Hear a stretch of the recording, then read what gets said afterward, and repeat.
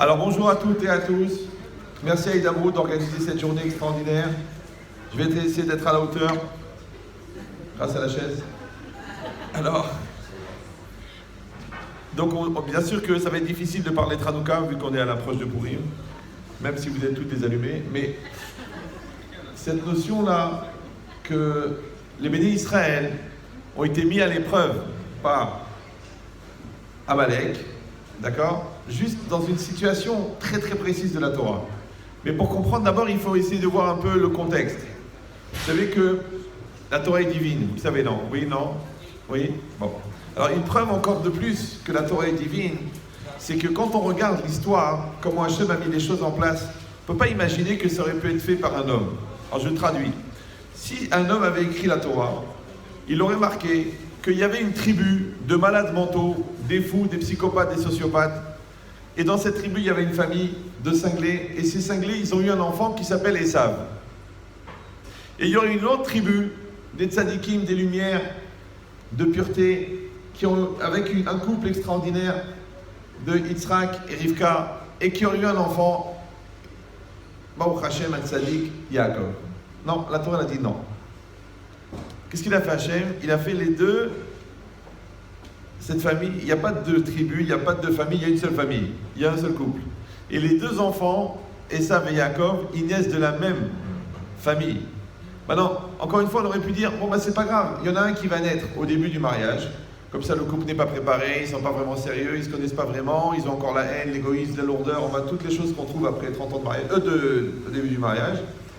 Et ils ont eu un enfant tordu, et cet enfant il s'appelle Esav. Et après plus tard, quand ils sont aimés, compris, eh ben ils ont eu un autre enfant qui s'appelle Yaakov. Non, la Torah dit non, la même grossesse.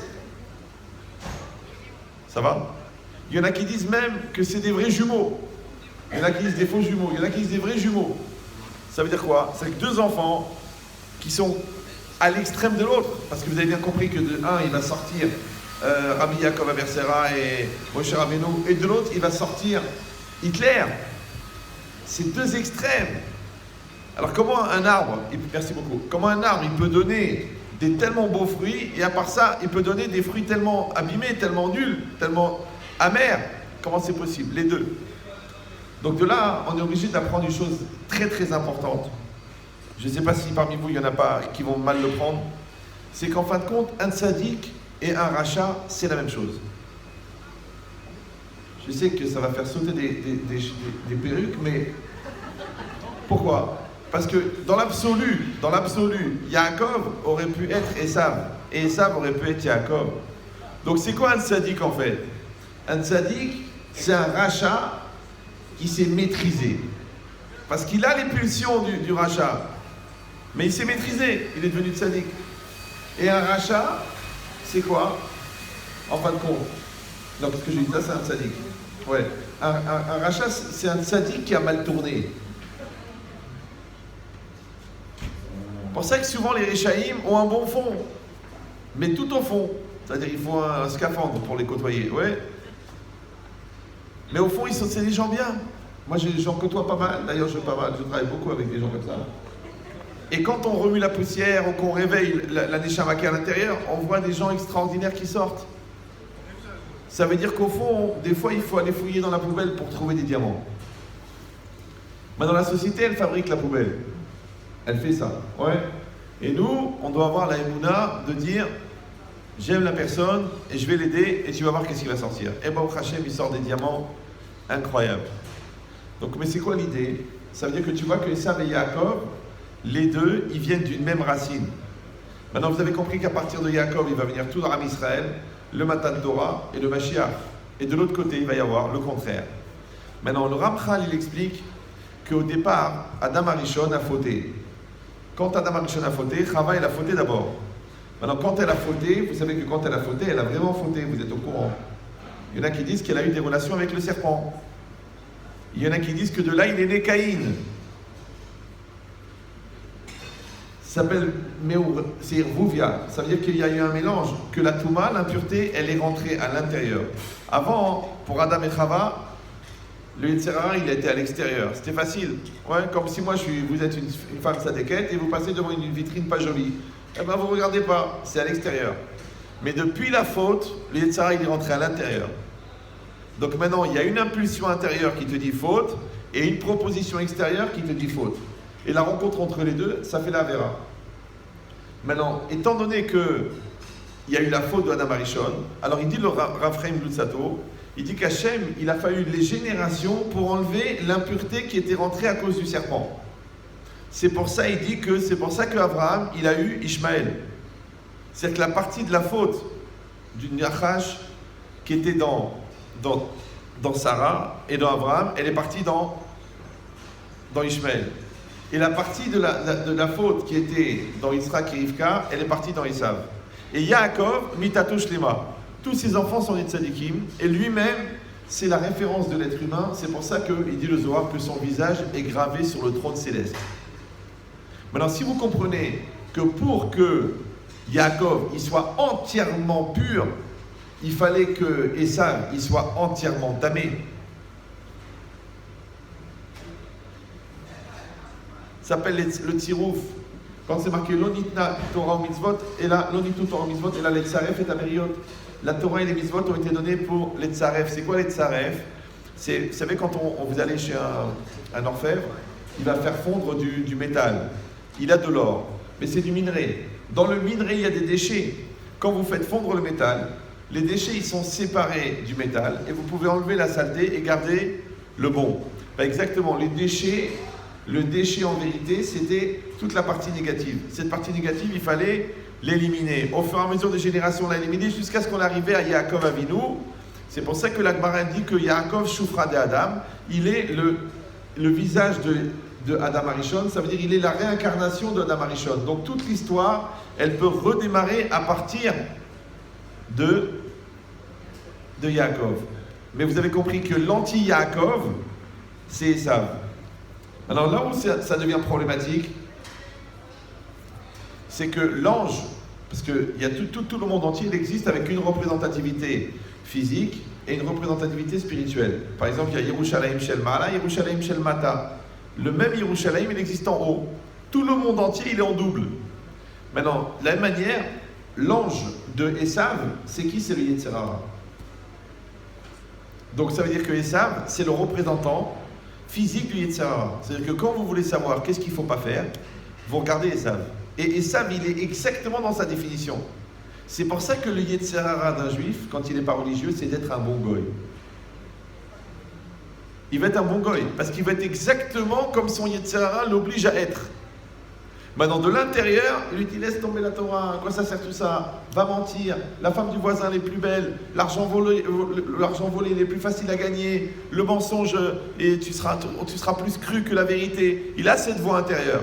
Tant qu'il n'a pas créé une voix personnelle qui peut aller contre cette voix, eh ben il va suivre la mauvaise voie. Maintenant, la mauvaise voie, c'est ça. C'est que quelqu'un comprend qu'à l'intérieur de lui-même, il a un Yetzer Hara. Maintenant, le problème, c'est que si on dit que l'ange de Esav, c'est le Yetzer Hara, Amalek, c'est le descendant de Esav, donc ils ont le même ange. Donc l'ange de Amalek, c'est le Yetzer Hara. Maintenant, quand Yaakov s'est battu avec l'ange, vous vous rappelez de ce passage dans la Torah? Ça vous dit quelque chose? Oui, non? Yaakov s'est battu avec l'ange de Esav. Maintenant, la Gemara dit que le Yetzer Hara, l'ange de la mort, et le Satan, c'est le même être, c'est le même ange. En fait, c'est un ange qui a 3 facettes, 3 fonctions. Il est le Satan, le Yetzer Hara et le Malach HaMavet. Maintenant, le Yetzer Hara, c'est celui qui est à l'intérieur de nous-mêmes. On est divisé en 2, d'accord? On est tous un peu bipolaires. Dr Jekyll et Rav Hyde. C'est que moi, je suis la personne gentille, sympathique, yahnine à l'extérieur, et je vais être le mchon, le brel, l'entêté à l'intérieur. Tu dis, mais je comprends pas, vous êtes combien? Parce que là, Yetzer Hara. Maintenant, tant que quelqu'un n'a pas fait l'effort de développer une personnalité qui peut contrebalancer son Yetzer Hara, automatiquement, il va être sous influence. Sous influence, avec son moi va disparaître au profit d'une voix intérieure qui n'est pas lui. La preuve, c'est qu'après qu'il a fait une bêtise, il dit « Je n'étais pas moi-même. C'était plus fort que moi. Rav, vous avez raison, tout ce que vous dites, c'est vrai. Mais, Bécharat Marassé, oui, au moment de l'acte, c'est pas évident. » Je lui dis, mais JH2, ça veut dire jeune Hamar au carré. Mais ce que tu sais avant l'épreuve, c'est de la culture. Ce que tu sais après l'épreuve, c'est des remords. Qu'est-ce qui reste? Il reste au moment de l'épreuve. Donc quand est-ce que tu as besoin d'être une bonne cuisinière? Quand? Avant de préparer le repas. Mais maintenant que la belle-mère elle est venue, elle s'est à moitié étouffée parce que tu as confondu le dosage de viande et le dosage d'épices et qu'elle est sûre que c'est un homicide volontaire. Toi tu veux lui dire, mais mamie, je commence à apprendre à cuisiner. Tu dois apprendre à cuisiner avant que je meure, avant que je mange.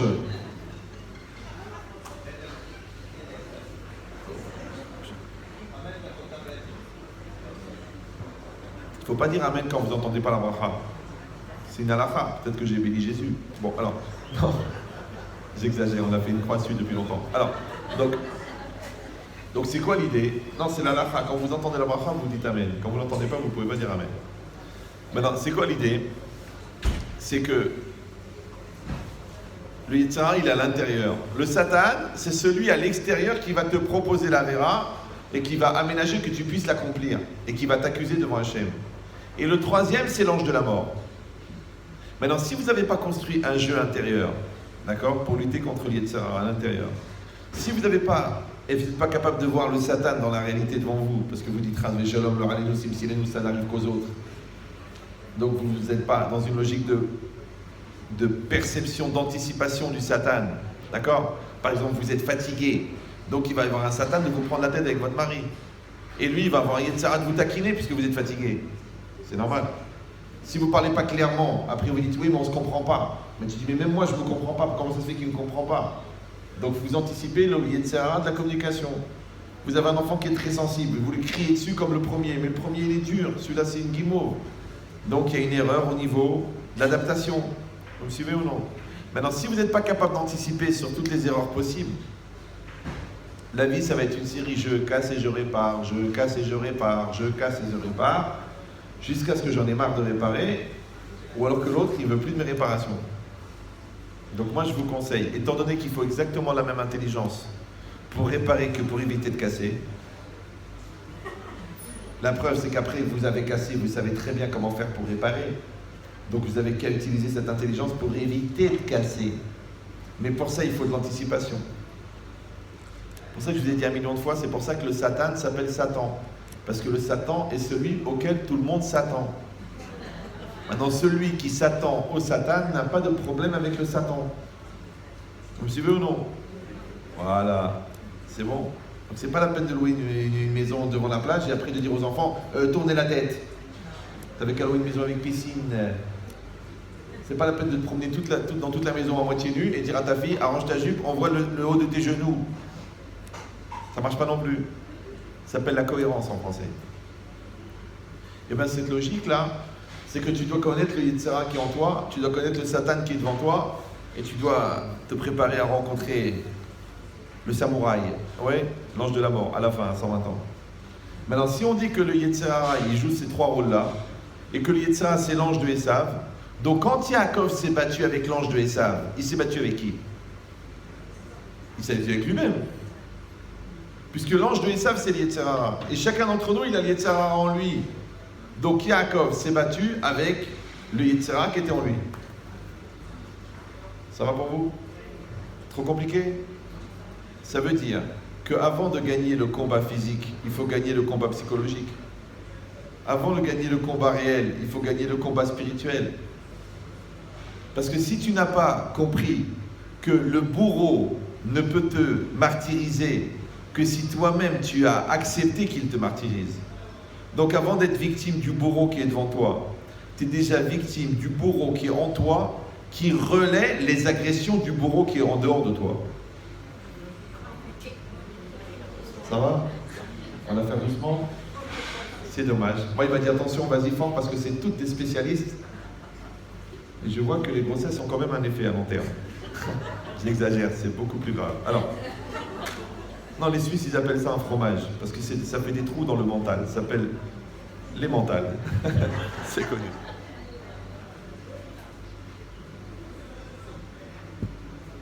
Donc, c'est quoi l'idée? C'est que vous avez quelqu'un qui vous fait du mal. Il est là devant vous. Vous le connaissez, vous l'avez épousé. Non, vous connaissez, d'accord, ça peut être la belle-mère, la voisine, la cousine, la personne qui vous fait une remarque dans l'autobus qui passe devant vous à la caisse du magasin. Elle va venir, c'est normal. Elle a été créée pour ça, ouais. Maintenant, elle ne peut pas vous faire du mal si vous-même vous n'adhérez pas à ce mal. Soit parce que vous allez dire, eh ben je le mérite, de toute façon, je suis Mère Teresa et je suis là pour souffrir, c'est ma mission. Soit parce que vous allez dire, mais elle m'énerve, j'en peux plus, ça me prend la tête, je souffre. Maintenant que vous êtes rattaché à l'événement, parce que vous n'en voulez pas, ou que vous êtes rattaché à l'événement, parce que vous pensez que vous le méritez, vous êtes rattaché. Par contre, si vous êtes rattaché à Dieu, vous n'êtes pas rattaché à l'événement. Donc on dit, en principe, les chiens aboient. Mais si quand les chiens aboient, vous descendez de la caravane pour aboyer avec eux, parce qu'elle m'a poussé à bout, parce que vous la connaissez pas, parce qu'elle est folle, parce qu'elle m'a jamais aimé, de toute façon, parce qu'elle avait convaincu mon mari de ne pas m'épouser. C'est une très grande maladie, ça s'appelle la belle-sœur. Oh, on va tous les faire ce matin. Et ça veut dire quoi? Ça veut dire que cette personne-là, qui me fait du mal, elle ne peut m'atteindre que si moi-même j'accepte ça. Maintenant, ça veut dire que j'ai un bourreau en moi qui est le relais du bourreau à l'extérieur. Donc ça veut dire qu'avant d'être victime du bourreau qui est à l'extérieur, je suis déjà victime du bourreau en moi qui accepte l'agression du bourreau extérieur. Ça va toujours? Bon, c'est un peu compliqué, mais ça vous a fait gagner au moins 4000 shekels de consultation chez un psychologue. Donc vous devriez être content. D'accord? Ça veut dire que le Yetzer Hara ne peut pas m'attaquer si moi-même à l'intérieur, je n'ai pas un terrain de fragilité qui va être un manque de confiance en moi, ou un manque de connaissance, ou un manque de préparation, ou un manque de sainteté. Et ce vide-là, il n'existe pas le vide. Quand vous videz une bouteille, elle se remplit d'air. Qui c'est qui a mis l'air? Personne. Ça s'appelle l'air de rien. Ouais. L'air de rien. Ça va parfumer l'atmosphère. D'accord? Donc c'est quoi l'idée? C'est que le vide, ouais, il va jamais rester. Donc si vous ne mettez pas une bonne ambiance, il y a une mauvaise ambiance. Vous me suivez? Si vous n'organisez pas un bon repas, eh ben c'est dégueulasse. C'est un plat ashkénaze, ça s'appelle le goulash. C'est des goulash, d'accord? Restez calme. Ouais. Si vous... Ça va? J'ai besoin des blagues pour savoir si vous suivez. Non, quelqu'un une fois il m'a servi un plat comme ça, mon beau-père il m'a dit c'est quoi? Je lui ai dit c'est du goulash. Il m'a dit mais j'ai pas goûté encore, mais ça va être pire. Donc, non, c'est très bon. Donc ça veut dire rien. Bon, c'est comme un choulotte ou une dafine à rater, vous avez compris. On ne reconnaît plus personne. Donc qu'est-ce que ça veut dire? Ça veut dire que... Non, si vous venez au premier rang pour rigoler, comment je vais faire?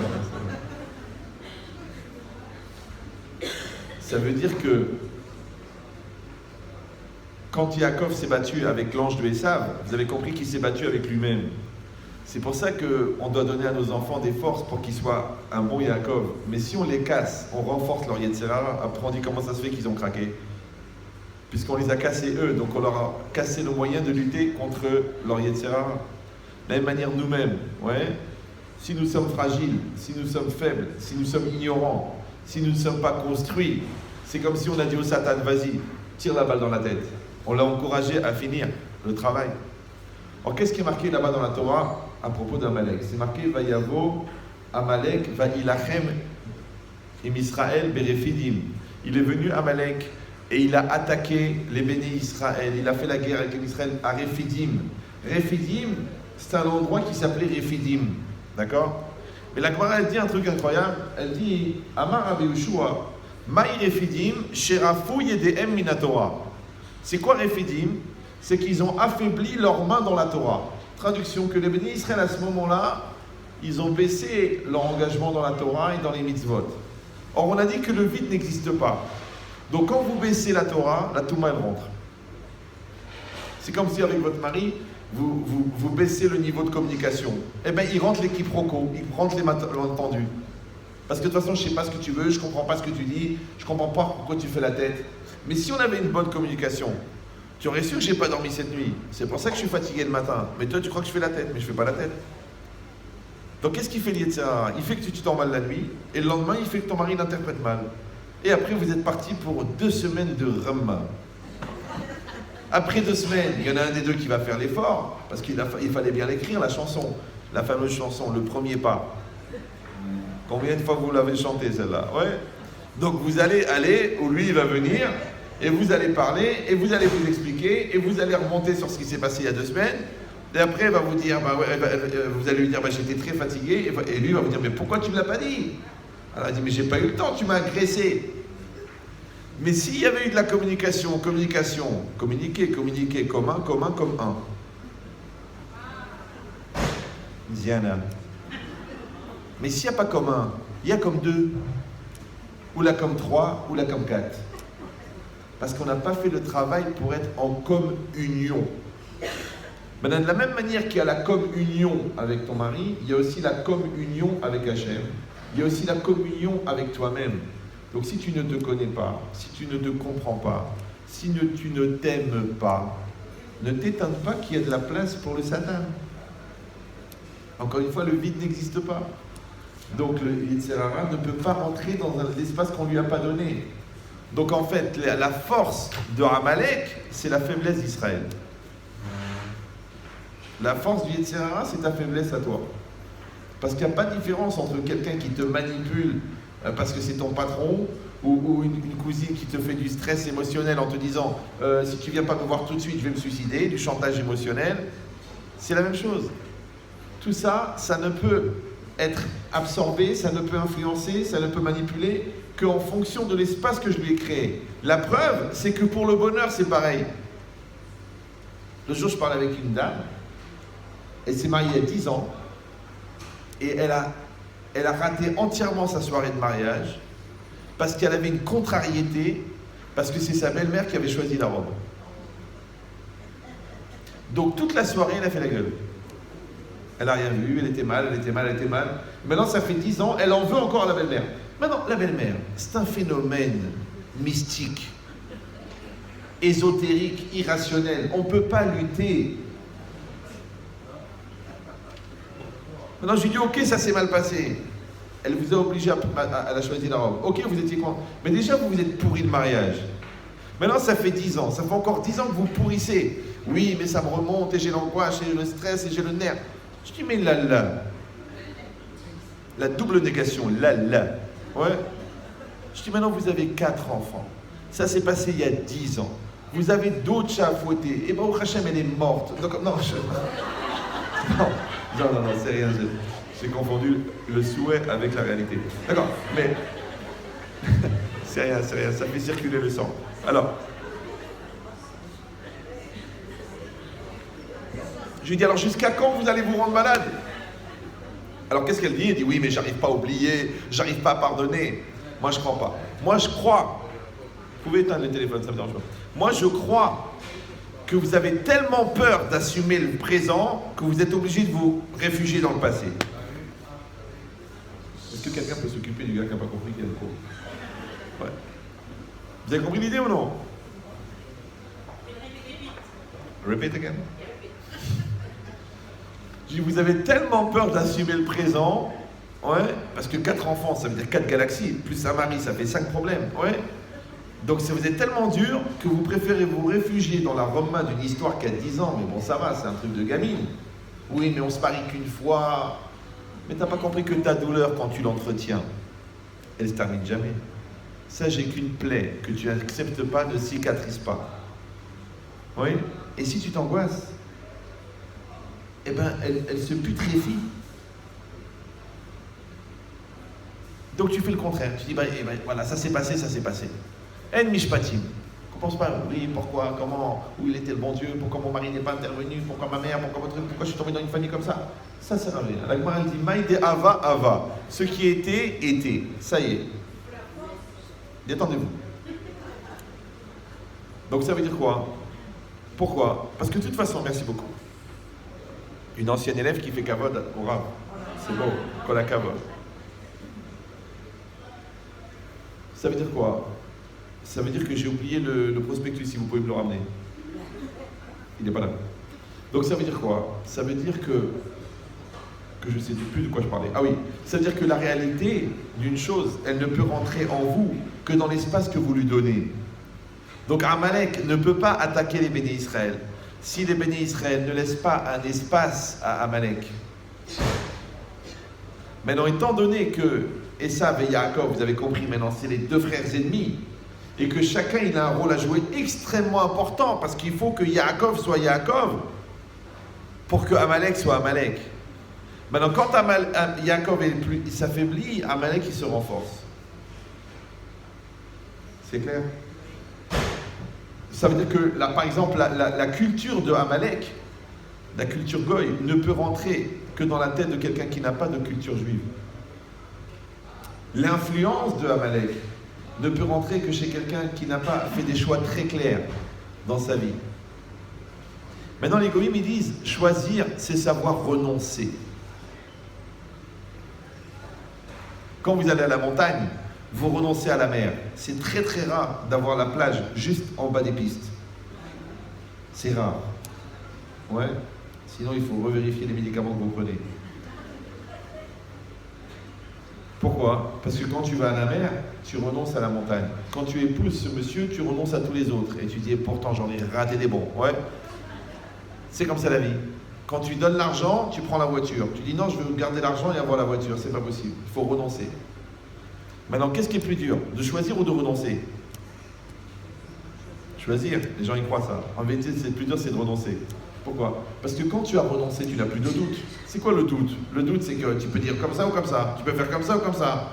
Tu habites ici ou tu habites là-bas. Tu rentres là-bas. Donc en vérité, ton problème, c'est que tu ne renonces à rien. Comme tu renonces à rien, tu n'arrives pas à choisir. Moi, je vois les gens, ils font le shidour. Ça fait 44 fois qu'ils shidourim, 44 shidourim. Et ça fait 32 fois qu'ils voient la personne. Maintenant, le gars, il a dit 70 fois qu'il veut. Et la fille, elle dit non, elle ne sait pas, j'ai besoin de réfléchir, il me faut du temps, j'ai besoin d'avoir un déclic. C'est des claques, oui, qu'il faudrait. Ouais. Je dis, mais il est bien, il est gentil, il est sympathique, il est religieux, il est investi, il est travailleur, il est riche, il est beau, il est mignon, il est grand. Alors, je sais quoi, qu'est-ce qui manque? Alors, il dit, peut-être que je peux avoir mieux. Tous les gens qui ont perdu leur fortune au casino, c'est comme ça qu'ils ont fait. Ils ont remisé. Et eux, ils sont passés à la remise. Des prix. D'accord, rien. Tu dis, mais c'est pas possible, j'ai tout perdu. J'ai vu des gens comme ça, ils ont refusé 74 shidduchim. Quand tu vois le pou qu'ils ont épousé, tu dis quoi? C'est pour ça que vous avez tellement tardé? Mais je pensais que j'aurais mieux, je pensais que j'aurais mieux, je pensais que j'aurais mieux. Incroyable. Et à chaque fois, elle te dit, finalement, le premier, c'était le mieux. Ça, c'est un très grand rave du Maroc qui s'appelait Bo al-Sara, si vous l'avez connu. Bo al-Sara. Ah, Bo al-Sara. Il n'y a pas beaucoup de Marocains ici. Plutôt Tunisiens, Algériens, Ashkénazes. Ah, une petite minorité quand même, hein, mais bonne personnalité. Donc, qu'est-ce qui est marqué ici? Ici, c'est marqué que le Yetzer Hara, vous avez compris, il ne peut exister que dans l'espace que tu lui crées. Comme la tristesse, elle ne peut rentrer que dans le vide que tu as créé. Comme la voisine, elle ne peut rentrer que dans l'espace qui existe entre toi et ton mari. Comme la drogue, elle ne peut pas rentrer quand toi, tu es collé avec ton fils. Comment elle va rentrer? La haine, elle ne peut pas rentrer quand on est dans l'amour. Le reproche, il ne peut pas rentrer quand on est dans le compliment. Les défauts, ils ne peuvent pas rentrer quand on est dans la reconnaissance. Donc l'erreur, c'est pas qu'il y ait des reproches, c'est qu'il n'y ait pas de reconnaissance. C'est comme si toi tu vois le mal, tu vois le mal, tu vois le mal, tu vois le mal, tu vois le mal. Ça fait tellement longtemps que tu vois le mal, tu as même attrapé les rides du mal. Il y a des gens comme ça fait tellement longtemps qu'ils font la gueule, ils ont le visage marqué. Tu lui dis, mais souris, elle a peur de faire une entorse, de déchirer un muscle, parce que ça fait longtemps que la bouche n'a pas dépassé. Mais tu n'as pas vu que quand tu souris, ton visage s'illumine. Ouais. Et quand tu fais la tête, tu as un visage éteint. D'ailleurs, comment on appelle les morts? elle s'est éteinte. Alors déjà que de son vivant, c'était pas une lumière.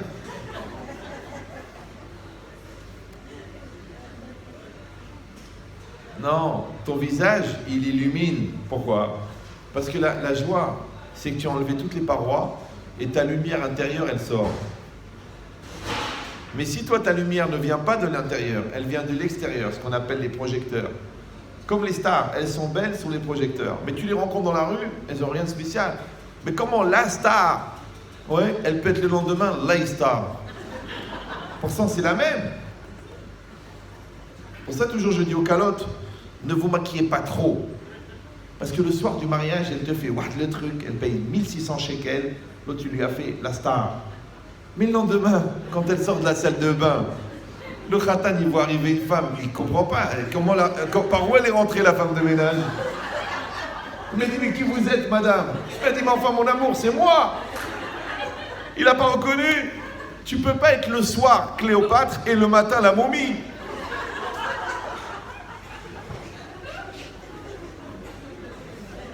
Moi, j'exagère un peu peut-être, mais si peu. Non, c'est vrai, des fois tu les vois. D'ailleurs, si elle a passé tellement de temps, la fille, c'est qu'il y avait du travail, non? Normalement, tu dois mettre un petit trait noir, un petit peu de couleur, un petit... Hop, tu démarres, vas-y, c'est une beauté naturelle. Non, la couche, tu dis, si le masque il tombe, il va rayer le parquet tellement il est lourd. Ouais. C'est trop, c'est trop.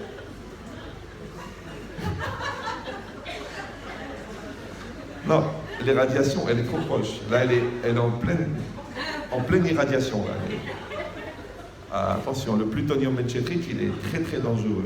Il y a beaucoup qui ont été irradiés. Donc c'est quoi l'idée? Non, il faut être un peu sérieux quand même. Non, en vérité, là, je suis très sérieux. Je pourrais me lâcher, mais j'ai honte. Ouais. Mais qu'est-ce qui est marqué ici? Ici, c'est marqué que... Je ne sais plus de quoi je parlais.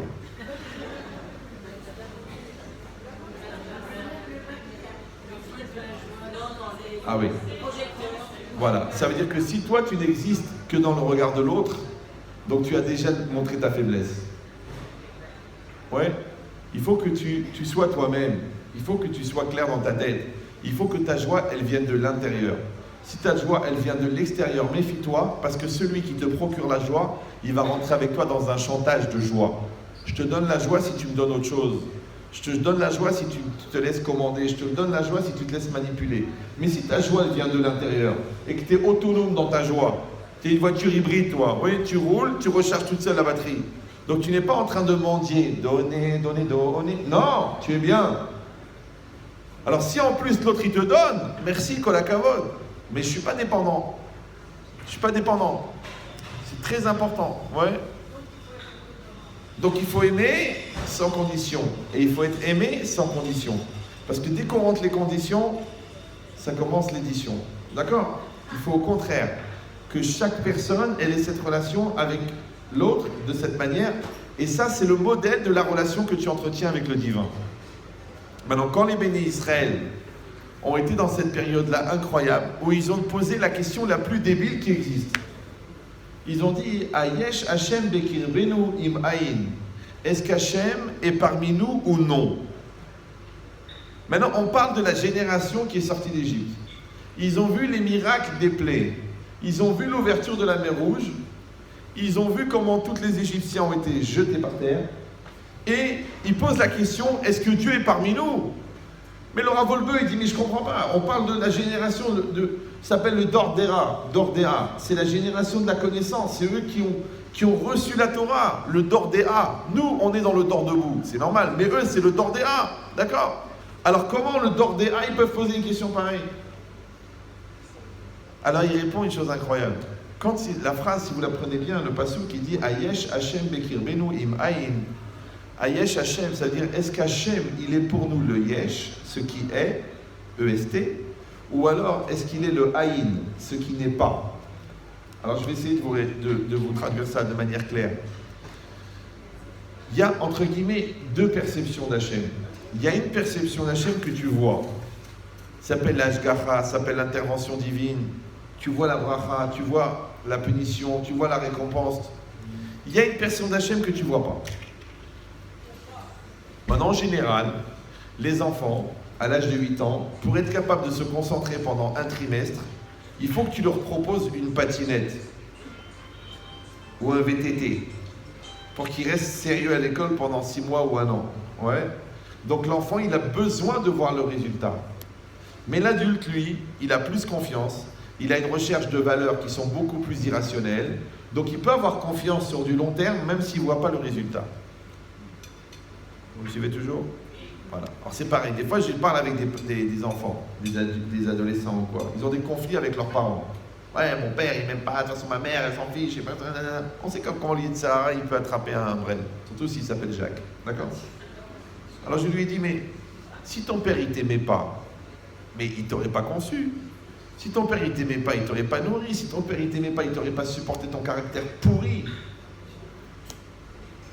Donc ton père il t'aime.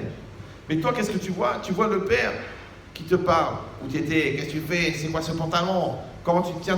Enlève-toi ton nez. Fais tes devoirs. Tu verras l'avenir. Pense à toi. Faudra que tu te débrouilles tout seul. Donc lui il voit cette côté extérieur du père. Mais le père qui se lève à 7h du matin, qui rentre à 8h du soir, qui s'esquinte pour te gâter, pour t'acheter, qui fait les courses de Shabbat, qui donne de quoi assumer le découvert de ta mère. Tu le vois pas celui-là?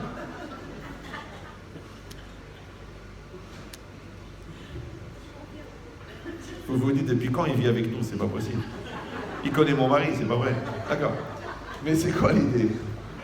Vous en faites pas, on est tous pareils, il n'y a pas de différence. La longueur de barbe ne change rien à ce niveau-là, parce que la barbe c'est comme les mauvaises herbes, ça pousse tout seul. D'accord, alors, j'exagère.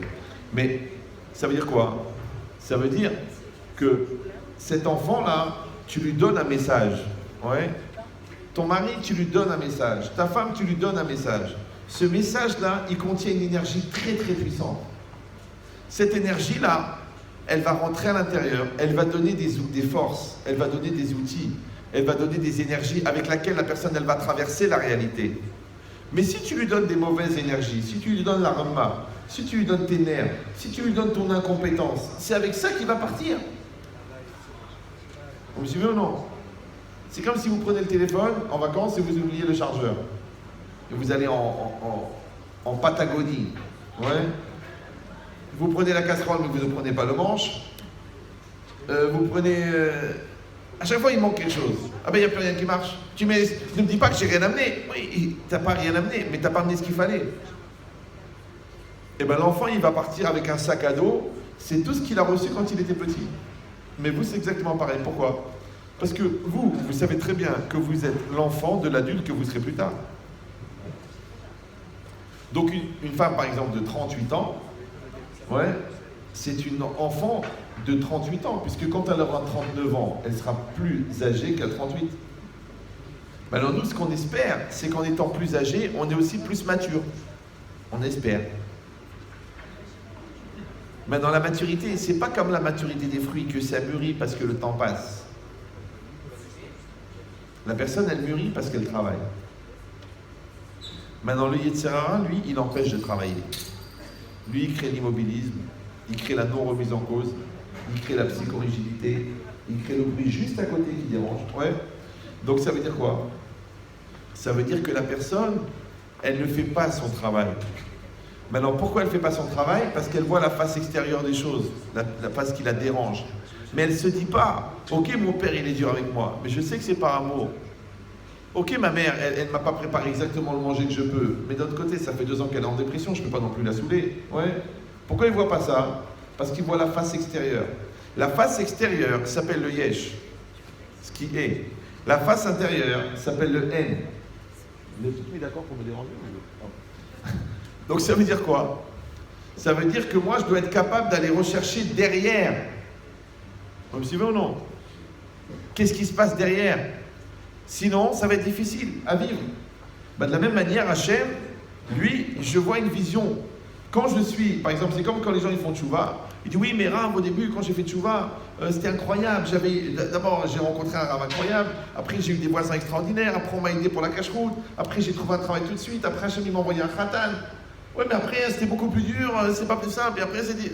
Je dis, c'est normal. Quand tu achètes une voiture neuve, on te donne 30 litres d'essence gratuite. Les premiers 6 mois du mariage, on est sur des nuages. Quand tu crées ton restaurant pendant 1 an, c'est la folie, parce que c'est nouveau. Mais après, il faut refaire le plein, il faut construire ton mariage, et il faut développer la pub pour que le magasin, il dépasse l'effet de surprise, de la nouveauté. Mais les gens, qu'est-ce qu'ils font? Tant que l'essence, elle est gratuite, ils disent ok, après il dit quoi? Il faut faire le plein. Quand ça marche tout seul, ils sont ok, après il dit quoi? Il faut travailler son couple. Mais t'es nia ou quoi? Les premiers litres d'essence, ils sont toujours gratuits, c'est normal. Même le dealer, qui est un grand commerçant, la première dose, il la donne gratuite. Et après que tu es accroché, il t'attrape. C'est pour ça que souvent, les nouveaux au casino, ils gagnent la première fois. Ils ne comprennent pas pourquoi. Ils viennent nia comme ça, pareil, il ne sait même pas ce que c'est, qu'est-ce qu'il faut faire. Il dit, mets l'argent, il te... Il n'a pas compris qu'il a mis un pied dans la tombe maintenant. Il va perdre sa vie, son magasin, sa famille, sur ce casino-là. Mais le premier, il est gratuit. Il te fait gagner, au départ. Ben ici, c'est pareil. Amalek, oui, il va attaquer les bénis Israël. Pourquoi? Parce que les bénis Israël ont un doute. Tu dis, mais un doute, c'est légitime d'avoir des doutes dans la vie, c'est pas simple. Une fois, une femme, elle m'a dit, Rabbi Chetrit, je voulais savoir, est-ce que vous pensez, d'après ce que vous ressentez, est-ce que mon mari, c'est mon mari, c'est mon zivoug? Je lui dis, mais vous êtes mariés il y a 1 semaine? Elle me dit, non, 22 ans. J'ai dit, mais vous avez des enfants? Elle me dit, 10. Je dis, écoutez, madame, l'essai a été transformé 10 fois. C'est-à-dire que le ballon est arrivé au bout du but. La preuve, il est apparu. Ouais. Et vous avez un doute si votre mari, c'est votre zivoug? Elle m'a dit, oui, mais dans l'absolu. Je dis, mais pourquoi il s'appelle absolu, votre mari? C'est une vodka. C'est épouser quelqu'un de réel. C'est pas dans l'absolu. Et ça, c'est une maladie malheureusement très très répandue. Qui s'appelle la PDT. PDT en anglais. P. C'est la pomme de terre. Non, c'est la PDT, c'est la perte de temps. Non, en fait, c'est la prise de tête.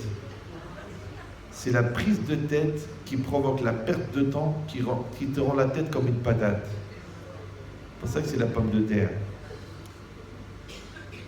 Maintenant, toi, tu as un mari extraordinaire, mais tu te prends la tête. Toi, tu es dans des enfants magnifiques, mais tu les compares avec ceux de ta cousine. Toi, tu habites à un endroit extra, ouais, mais tu rêves d'ailleurs. Et quand tu es ailleurs, tu dis, ah, j'avais une maison incroyable, ouais. Donc c'est ça ton problème, ça s'appelle midi à 14h. Maintenant, c'est pas la situation qui est intéressante. La situation, c'est comment ça se fait que toi, ce qui est intéressant, c'est pourquoi est-ce que toi, tu as trouvé la négation de la situation, le blocage de la situation, de croire que le bonheur, il est ailleurs. Et ça c'est Amalek. Parce que Amalek, qu'est-ce qu'il fait? Il crée le doute. Comme le gars, il a un problème de communication avec sa femme, ouais. Il rencontre une collègue de bureau très très communicative. Vous pouvez la voir, elle est référencée sur loranenou.com, ouais. Et malheureusement, il s'accroche avec elle et il commence même à avoir des sentiments et des fois, son image le motive quand il est avec la sienne, d'accord? Et maintenant, il est accroché là. Maintenant, là, il est accroché parce que c'est la mère de ses 5 enfants. Il a les menottés au wagon. Et là, il est menotté à elle, à la fille. C'est la locomotive. Et le train, il démarre. Alors, elle dit, c'est moi ou ta femme? Trac! Et l'autre, elle dit, mais ça va pas la tête, je suis la mère de tes enfants, qu'est-ce que tu es en train de faire? Trac! Et lui, il est bloqué au milieu. Je peux pas le faire avec un seul bras, donc je vous le fais avec les 2 bras, il est bloqué, comme ça.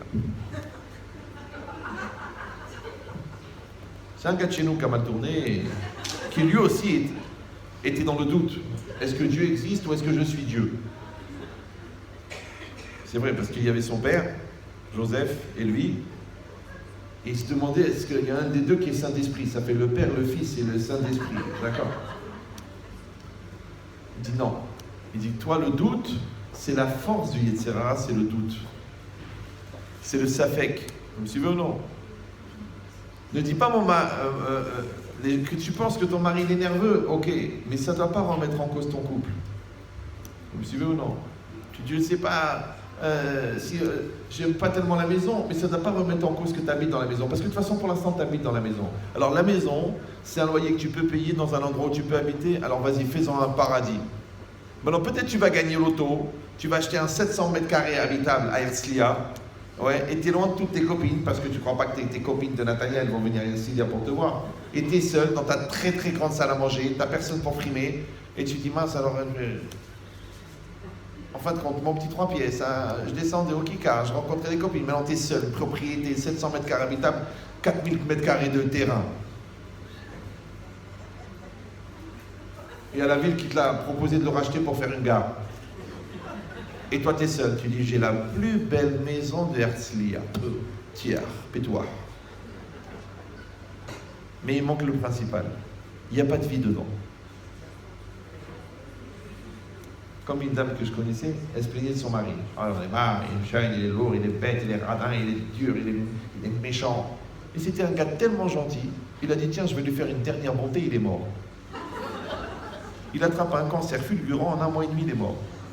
Maintenant, moi, dans ma tête, je me suis dit, mais elle doit être heureuse, puisque toute sa vie de couple, elle s'est plainte. Maintenant, la nuit, elle rêve, elle l'appelle, elle crie, elle l'appelle, ah Willy, ah Willy. Moi, il s'appelait Willy. Et toute la journée, ah, quel mari, ah, je vais faire les Einoun Nishma, je vais offrir les Sidorim, on va faire un Sefer Torah. Moi, je l'ai attrapé, je lui ai dit, je comprends pas. Ça fait des années que je t'entends de plaindre de lui. Que tu dis, j'en ai marre de son caractère, j'en ai marre de son truc, il n'est pas assez entreprenant, il n'est pas assez fort, il n'est pas assez truc. Maintenant, il est mort. C'est-à-dire, il t'a dit la pause, je ne vais pas la faire souffrir plus longtemps. Je pars discrètement. C'est-à-dire que quand il est vivant, tu souhaites qu'il meure. Maintenant qu'il est mort, tu le regrettes. Il faut se soigner. Non, c'est très très important. Moi, je vous le dis, hein, je ne sais pas quel est votre niveau de perception psychologique de la réalité, mais si vous marchez dans la rue et que vous entendez un claquement de talons, et qu'en vous mettant avec un petit regard de côté, vous voyez vos chaussures à côté de vous qui marchent, vous devez vous poser la question, est-ce que quelque part je ne suis pas à côté de mes pompes?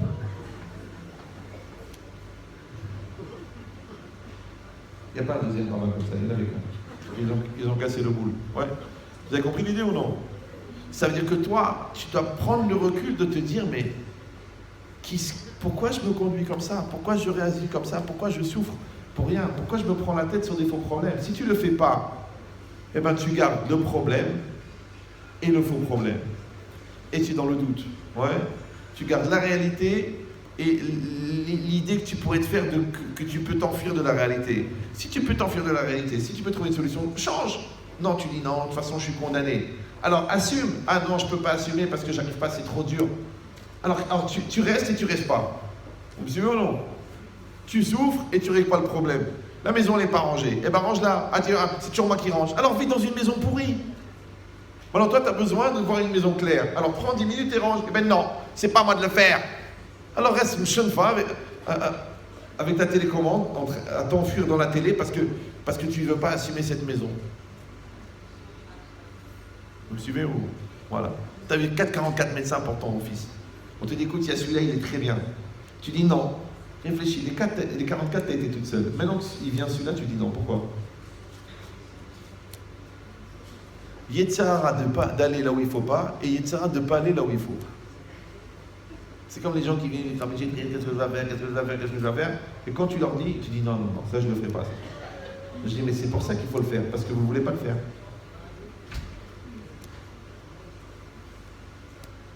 Parce que qui c'est qui t'empêche de le faire? Rodon Kolo, cousin de Marco Polo. C'est l'Yetzirara. C'est pour ça que le Gaon de Vilna, il dit, pour savoir quelle est ta mission sur la terre, regarde où est-ce que le Yetzirara t'empêche d'aller.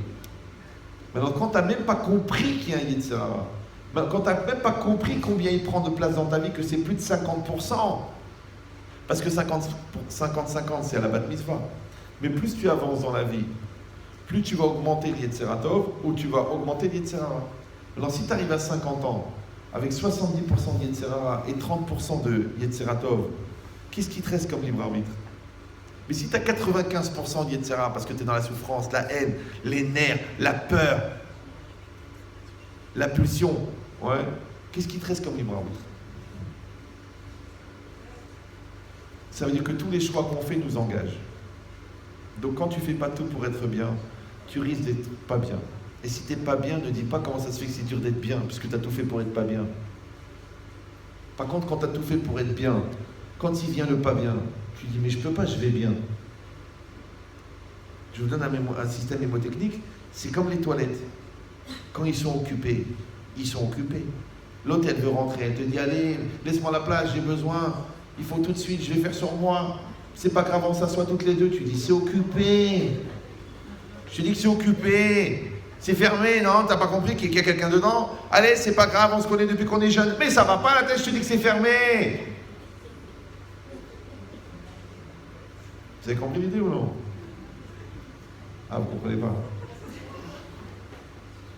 C'est-à-dire que quand le Yetzirah il rentre, quand la tristesse elle rentre, quand la polémique elle vient, quand la prise de tête elle vient, tu dis je m'excuse, je suis occupé, joyeuse. Comment je vais faire rentrer la Roma maintenant? C'est occupé, t'as pas compris, il y a quelqu'un dedans. Mais s'il n'y a personne dedans, parce que, encore une fois, parce que tu as des doutes, ou parce que tu n'as pas confiance en toi, ou parce que tu n'as pas assez de Himouna, donc il y a la place, alors elle rentre la Roma. Donc tu vois bien des toilettes où on peut s'asseoir à deux. D'ailleurs, ça s'appelle les toilettes publiques, c'est marqué. Et pourquoi ça s'appelle les toilettes publiques? C'est pourquoi? Parce que tu n'as pas de vie privée. Donc tous les gens, ils t'amènent leurs soucis.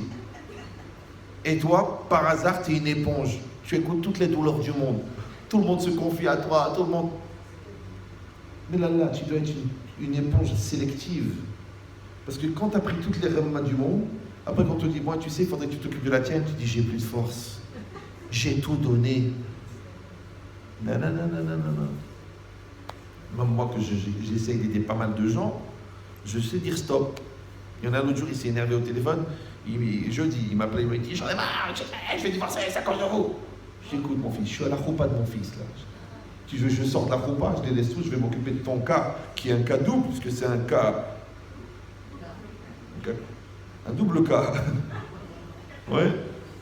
Maintenant, toi, tu veux que j'assume tout de suite une chose sur laquelle tu as négligé depuis 15 ans? Pourquoi moi je dois être efficace et toi lourd? Vu que c'est ton problème à toi, peut-être c'est toi qui dois être efficace et moi lourd. Parce que si moi je suis lourd, toi tu vas être obligé d'assumer. Mais si moi je suis refif, toi tu vas continuer à rester brêle, puisque tu attends toujours que quelqu'un va venir sauver la situation. Mais si j'appliquais cette chita du Rav, très connu au Maroc, qui s'appelle Debrasek. Vous l'avez connu celui-là ou non? Très grand Rav. Wow. Il a fait beaucoup d'élèves. Debrasek. Eh bien, tu vas voir que tu vas m'en vouloir, mais après, peut-être dans un an ou quoi, tu vas m'appeler, tu vas dire, Rav, vous savez, vous m'avez jeté. Eh bien, j'ai grandi. Et bon, les autres, ils m'ont bien aidé, mais je n'ai pas changé. Il y en a, il est venu il n'y a pas longtemps. Un cas très grave. Il y a 20 ans de mariage, 20 ans d'adultère. Waouh, le record. Je dis, tu aurais dû commencer avant, tu serais rentré dans le livre des records, toi. Ouais. Il m'a dit, je vous en prie, j'ai dit, sauvez mon couple, parlez-lui, dites-lui. Et puis en plus, j'ai des besoins, je suis un homme marié quand même. Je lui ai dit, attends, j'ai des couteaux de cuisine ici. Je fais la shrita sans bracha, fais attention. Il m'a dit alors, je dis d'abord, je lui ai dit tous les gros mots que je connaissais. Et quand il était plus bas que terre, je l'ai glissé en dessous le paillasson. Et après, j'ai dit à la femme, alors on lui donne la chance. Oulala. Elle m'a dit, si vous lui donnez bien la treha, ok. Je lui donne une treha. Une treha, ça veut dire des cours à écouter qui sont vraiment très très durs pour son cas de pathologie, qui conjugue l'amour au pluriel. Il aime tout le monde sauf sa femme. Bon, Hachem, ils sont arrangés. Il a fait une teshuva. C'est que lui-même, il m'appelait en pleurs. Il m'a dit, ah, mais je n'existais pas. Le Satan, il a fait ce qu'il a voulu avec moi. Mais j'étais fou, j'avais un diamant à la maison et j'allais voler des mandarines au marché. C'est comme ça. Donc ça veut dire que tant que la personne n'a pas compris l'espace qu'elle a créé pour que le Satan rentre dans sa vie, en vérité, elle n'est même pas née. Maintenant, la base du Satan, c'est le vide. La base du Satan, c'est le doute. La base du Satan, c'est l'ignorance. Donc, c'est pour ça que les bénis Israël ont été attaqués par Amalek. Oui. Quand ils se sont affaiblis dans la Torah, affaiblis dans les mitzvot, affaiblis dans la conscience, affaiblis dans la réflexion. C'est que toute cette mode aujourd'hui chez les jeunes, par exemple, de ne pas réfléchir, de regarder des films idiots, d'écouter des animateurs télé idiots, de se déchirer la tête à l'alcool, de prendre des vitamines illégales, qui sont même légales ici. Maintenant, ils ont légalisé, vous savez, c'est beau. C'est beau. La Marie-Jeanne, il l'appelle. Marie-Jeanne, marijuana. Ouais. Mais que dans les cas médicaux. Du coup, tout le monde est malade. C'est magnifique. C'est extraordinaire. Et tu vas dire, mais les médecins, ils en prennent. C'est normal. Donc, c'est quoi l'idée? C'est qu'en fait, ça, c'est un grand plan du Yetzer Hara de faire sortir l'homme de la conscience et de la confiance. Quand il n'a plus confiance en Dieu et quand il n'a plus conscience de lui-même, là, il y a une porte ouverte et dedans, il rentre le Satan. Maintenant, bizarrement, la Gemara dit que En Yetzer Hara Sholet et la Bemi Sheino Besimcha Veni Shelibo Panoui. Le Yetzer Hara ne s'attaque que celui qui n'est pas dans la joie et celui qui a son esprit vide, libre. Ouais. Parce qu'on l'a dit, le vide n'existe pas. Donc dès que tu enlèves le haut, l'air il rentre. Dès que tu enlèves la Touma, ouais, la Torah, dès que tu enlèves la Torah, la Touma elle rentre. Donc c'est-à-dire c'est toi qui décides de ce qu'il va y avoir à l'intérieur.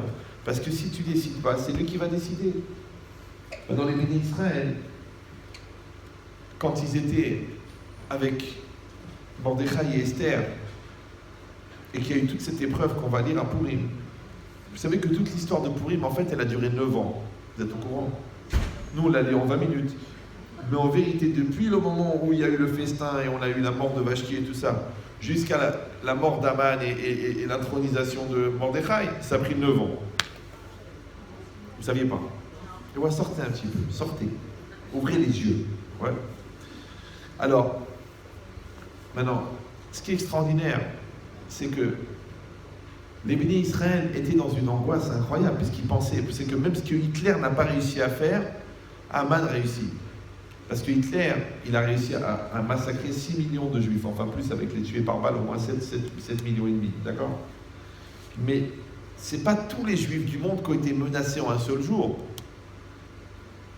Il n'y avait que les juifs d'Europe de l'Est, 90%, après quelques Tunisiens, quelques Algériens, mais les 3 quarts, c'était le nord de l'Europe. Mais Haman, il a réussi à organiser que tous les juifs du monde soient menacés en un seul jour. Ça va? Maintenant, la Gemara, elle pose la question. Elle dit, les élèves de Rabbi Shimon Bar Yochai, ils ont demandé, mais pourquoi est-ce que les gens de la génération de Haman et Mordechai, ils ont mérité une telle punition? Alors, il y a plusieurs réponses. Il y en a qui disent parce qu'ils ont été nés de la Séouda qu'il a fait à Achashverosh. Achashverosh, il a fait une Séouda pour fêter son intronisation. D'accord? Maintenant, c'est pas grave, parce qu'il avait fait kasher. Même le vin, il était kasher. Toute la bouffe, elle était glad kasher, khatam sofer, badatz, tout. Mais il a servi dans des ustensiles du temple. Et lui-même, il s'est habillé avec les habits du Kohen Gadol. Il ne fallait pas participer, parce que c'est Chilul Hashem.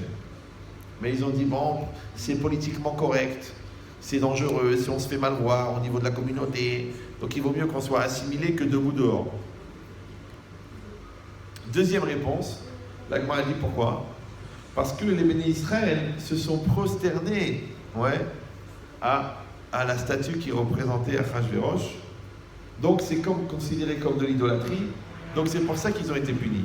La Gemara dit, mais en vérité, on sait très bien qu'ils ne se sont pas prosternés avec la pensée de la Avodah Zara, puisqu'ils savaient que c'était juste un homme, et qu'ils ont fait semblant de se prosterner. Ouais. Qu'est-ce qu'il répond à Rabbi Shimon Bar Yochai? Mais Hachem aussi, il a fait semblant qu'il allait les exterminer. Je ne sais pas si vous comprenez le Hidouche. C'est que quand il arrive une Ramma dans ta vie, c'est très dur de savoir si elle va se finaliser ou si c'est juste pour te faire réagir. Maintenant, vous avez la Emouna que tout ce que fait Dieu, c'est pour le bien ou non? Non, franchement, entre nous. Ça ne sera pas répété, ça reste entre nous. Vous avez la Emouna que tout ce que fait Dieu, c'est pour le bien? Oui, oui, c'est vrai. Béhémet? Quelle bande de menteuses. Vous êtes des menteuses? Ben, évidemment. Restez calme, restez calme. Non, allô? Mais si vous pensez vraiment que tout est pour le bien, alors comment vous vous plaignez? Et comment vous râlez? Et comment vous énervez? Et comment vous vous empressez? Et comment vous vous choquez? Puisque vous pensez que c'est pour le bien. Donc c'était une question piège. Parce que ça prend juste 3 décennies pour y arriver, en le faisant à plein temps. Mais nous, en général, quand ça va bien, on est très content, et quand ça va pas, on n'est pas content. C'est une erreur. C'est une erreur. Parce que si tu regardes la vie comme une occasion de se faire plaisir ou de ne pas se faire plaisir, tu vas souffrir. Mais si tu regardes la vie comme une occasion de grandir, tu verras que tu grandis plus des choses qui te dérangent que des choses qui ne te dérangent pas. Vous avez compris l'idée? Après. Parce que j'ai même pas de feuille, j'ai rien. Si je m'arrête maintenant, jamais le tagine va cuire. Maintenant, une bonne question, elle vieillit pas mal en général. Vous avez compris cette idée? Maintenant, Amalek, c'est le top de l'impureté, c'est le top de la haine, c'est le top de la méchanceté. On a dit qu'on a retiré tout ce qui était mauvais pour que Yaakov puisse être entier. Maintenant, toi, tu dois décider, est-ce qu'il y a des choses négatives qui doivent rentrer dans ta vie? Est-ce qu'il y a une lecture négative qui va rentrer dans tes choix? Est-ce qu'il y a un négatif qui va rentrer dans ton couple? C'est toi qui décides. Mais à chaque fois que tu fais rentrer du négatif, tu fais rentrer Amalek. Je sais ce que vous allez dire. Oui, mais vous ne le connaissez pas. Mais c'est difficile. Et en ce moment, c'est dur. Et c'est pas évident. Et ma vie, elle n'est pas simple. Et puis la part de ça, c'est pas ça. Et l'intégration, c'est dur. Et je parle pas la langue. Et ma voisine, elle est folle. Ok. Mais tu crois en Dieu. Alors, je vous donne le secret. Restez calme. S'il suffisait d'une conférence pour régler un problème, pourquoi on vivrait plus que 10 minutes? Bienvenue au club. Donc ça veut dire quoi? Ça veut dire que d'abord il faut la connaissance. Et après il faut faire rentrer dans le cœur. Le problème c'est que la connaissance ça prend 10 minutes. Et faire rentrer dans le cœur ça prend 25 ans. Pour se marier ça prend 10 minutes. Mais pour devenir marié ça prend du temps. Pour concevoir un enfant ça prend 10 minutes. Mais pour en faire un homme ça prend 25 ans. Vous me suivez ou non? Parce que c'est beaucoup plus dur de créer la réalité que de la rêver. Et c'est normal. Maintenant, c'est ça le projet, c'est ça le but. Donc, il ne faut pas s'angoisser de ça. Alors maintenant, je vous donne le secret. Lui, le Satan et Amalek, il crée la négation. Il crée la peur. Il crée le doute. Il crée l'ignorance. Donc, qu'est-ce qu'elle te dit, la Torah? Fais le contraire. Pour l'ignorance, tu apprends la Torah. Pour les doutes, tu augmentes la confiance en Dieu, la confiance en toi. Ouais. Pour la tristesse, tu regardes tout ce qui est positif. Et tu verras que les choses, elles vont s'arranger. Pourquoi?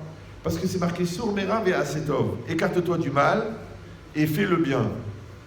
Maintenant, on dit que pour apprendre la crainte de Dieu, Hachem, il a donné tous les lots tarassés, tous les interdits de la Torah. Pour apprendre l'amour de Dieu, Hachem, il a donné toutes les mises votes positives. C'est qu'à chaque fois que la Torah, elle t'a dit 248 fois, elle t'a dit fais cela, c'est ce qui permet d'atteindre l'amour de Dieu. Et 365 fois, la Torah a dit ne fais pas cela. Et ça, c'est ce qui permet d'atteindre la crainte. Vous me suivez ou non? Maintenant, il y a beaucoup plus d'interdits que de mitzvot. Ça veut dire que c'est plus difficile d'atteindre la crainte que d'atteindre l'amour. Comme dans le couple, c'est plus facile de faire peur à quelqu'un, de lui apprendre à t'aimer. C'est plus facile de se faire craindre que de se faire aimer. Tu cries, tu es craint pour se faire aimer. Ça prend du temps. Et bien exactement pareil. Amalek, lui, il a un pouvoir incroyable de négation. Maintenant, toi, tu as 2 travails. Un travail qui s'appelle Surmera, c'est-à-dire faire l'effort de ne pas laisser rentrer la négation dans ta vie. Et un travail de Asetov, de faire le bien. Maintenant, je vous dis un secret. Bien qu'il y a moins de mitzvot assez que mitzvot lota assez, mais bizarrement, quand tu fais les choses par amour, les difficultés pour lutter contre le mal sont beaucoup plus simples. C'est pour ça que je vous disais tout à l'heure que quand quelqu'un il est occupé à dire merci, il ne va pas penser à faire des reproches. Donc celui ou celle qui fait des reproches, c'est soit qu'elle n'a pas pensé à dire merci, parce qu'elle n'a pas conscience du bien qu'on lui apporte, soit parce que ça la tue tellement de dire merci qu'elle préfère faire un reproche. Donc en fait, c'est soit un problème d'orgueil, soit un problème d'égoïsme.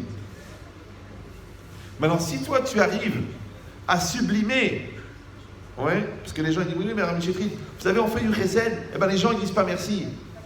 Mais c'est parce que tu as fait du chesed pour avoir un remerciement. Ah, tu dis alors pourquoi? Toi, écoutez bien, c'est violent ce que je vais vous dire, mais je vous fais confiance. Vous êtes jeune encore, mais vous pouvez comprendre.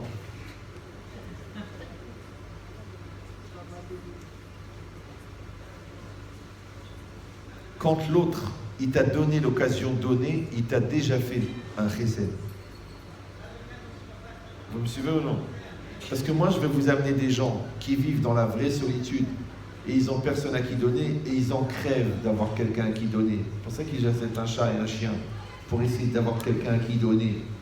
Maintenant, toi, Baruch Hashem, tu en as 14 à qui donner. Ouais?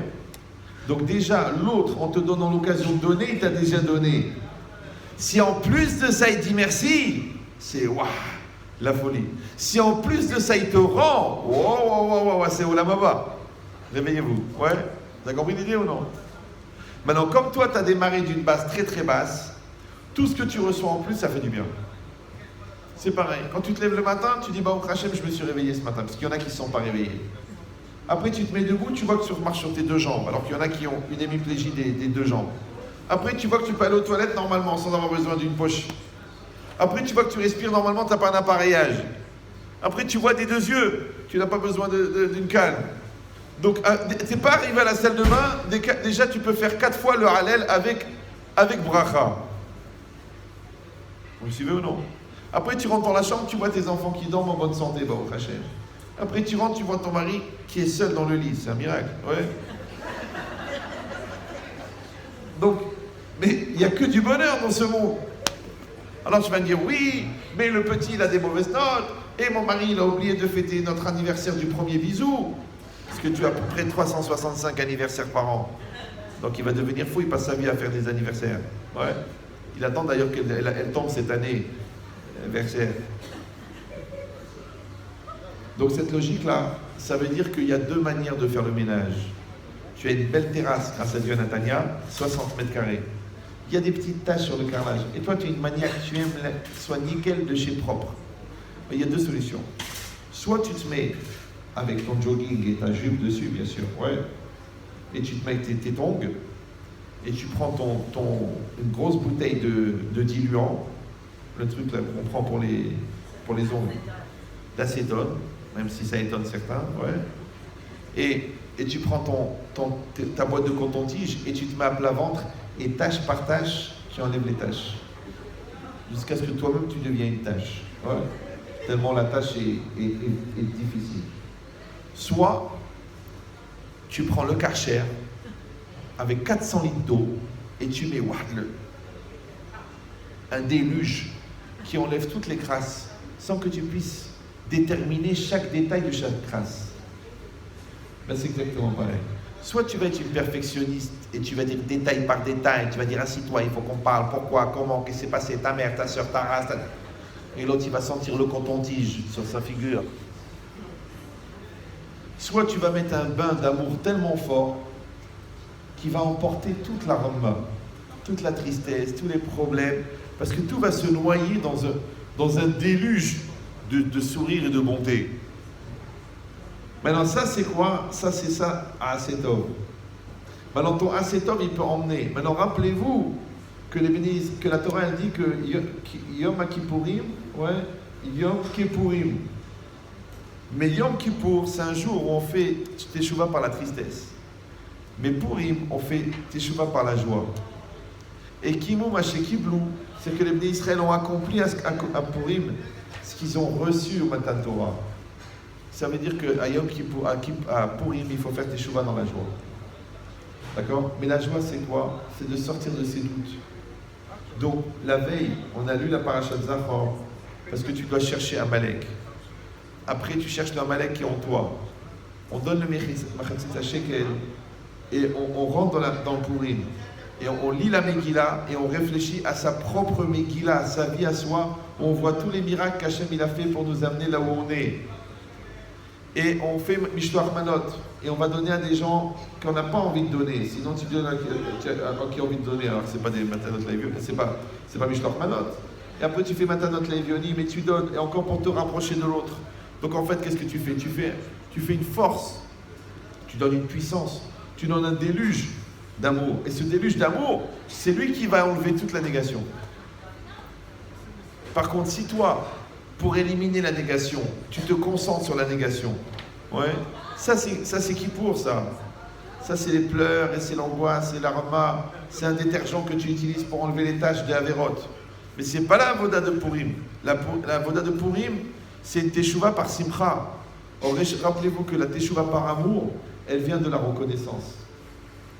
Donc moi je vous donne un conseil, quand vous voulez reprocher quelque chose à quelqu'un que vous aimez, prenez une feuille marquée et marquez pourquoi vous l'aimez. Quand vous voulez vous prendre plein de la vie, prenez une feuille et marquez tout ce qui va bien dans la vie. Quand vous voulez vous faire un reproche à un enfant, marquez d'abord sur une feuille toutes ses qualités. Et après, vous allez dire, mais attends, mais je vais faire quoi avec un reproche? Bon, Hachem, il n'a que des qualités. Et si vous allez dire, oui, bah il y a des qualités et des défauts. C'est vrai? C'est vrai. Mais moi, je vous dis un truc. Vous savez que si vous mélangez, sans l'avoir voulu, un morceau de cochon dans 2 morceaux de viande cachère glatte, d'après la Torah, c'est cachère. Ça s'annule dans la majorité. Les Chachamim, ils ont dit non, on va être marmire, il faut 60 fois plus. C'est-à-dire que si par inadvertance, vous faites tomber dans une dafina de 60 morceaux de viande, un morceau de cochon, du vrai cochon pur, garanti pur porc, mais que vous n'avez pas fait exprès de le mélanger, et que vous n'avez pas aimé exprès de le mettre, et que vous ne pouvez pas le reconnaître, c'est cachère, parce qu'il y a 60 fois plus de cachère que de pas cachère. Vous me suivez ou non? Si vous allez dire, mais c'est pas possible, je jette la marmite, je jette le mari avec, d'accord? Non! Garde l'eau du bain, d'accord? Donc si déjà, c'est un calvache mort, si déjà le cochon il s'annule dans 60 fois plus, alors le défaut de ton mari, le défaut de ton enfant, le défaut de la vie, il ne s'annule pas dans 60 fois plus. Et si tu n'as pas 60 fois plus de bonheur que de malheur, est-ce que la vie, elle vaut la peine d'être vécue? Et si tu dis, ben, c'est pas évident, ce que tu fais, tu vas visiter les cancéreux, tu vas visiter les cimetières, tu vas visiter les gens qui ont perdu leurs enfants. Quand tu rentres chez toi, tu dis, mais je vois même pas de quoi il parle, le Satan, quand il me dit ça va pas. Mais ça va très bien. L'autre, il a perdu les 2 jambes, il a fait le tour du monde. Toi, tu t'es fait une entorse, tu as dit, j'annule le mariage. Lequel des deux qui est handicapé? Donc, je vous souhaite vraiment de passer un Purim de joie, un Purim de bonheur, un Purim de santé, un Purim plein de brachot. Profitez-en pour faire des brachot. C'est un très grand jour de Kedusha. Et vous avez vu tout ce que Ida Brout a mis en place pour vous, c'est extraordinaire. Bon, le nombre n'est pas au rendez-vous, mais à mon avis. Maintenant, avant de vous laisser partir, j'ai 2 choses à vous dire. Premièrement, c'est que pour ceux qui ne l'ont pas vu, on a sorti un nouveau CD qui est gratuit. Parce qu'on a vu que le gratuit part beaucoup mieux que le payant. C'est un phénomène. Je ne sais pas si c'est juste dans la communauté. Non, c'est vrai, on les vendait pas cher, ça marchait pas. Bien que ça valait beaucoup plus que ce que ça coûtait. Donc on les donne. Mais il y a quand même des gens qui disent il est un peu lourd quand même. Bon, alors. Donc là, il y a 20 cours, c'est gratuit, ils sont à l'extérieur, vous allez les prendre. Vous pouvez en prendre pour vos amis, vos cousines, vos belles-sœurs, pour les absents. Ça va faire du bien, mes Hachem. Vous pouvez en prendre plusieurs, ça ne me dérange pas.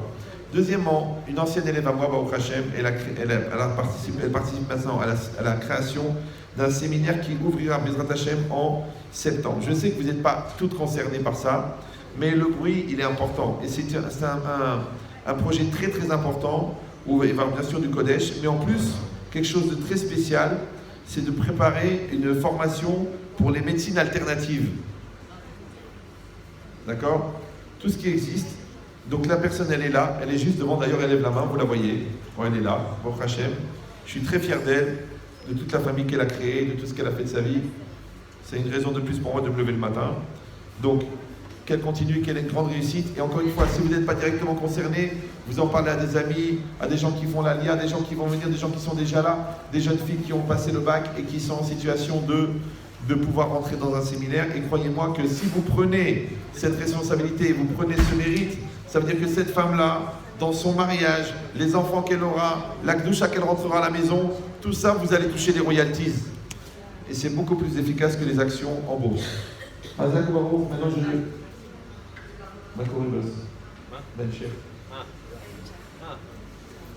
Alors je passe, merci à vous d'avoir écouté le cours.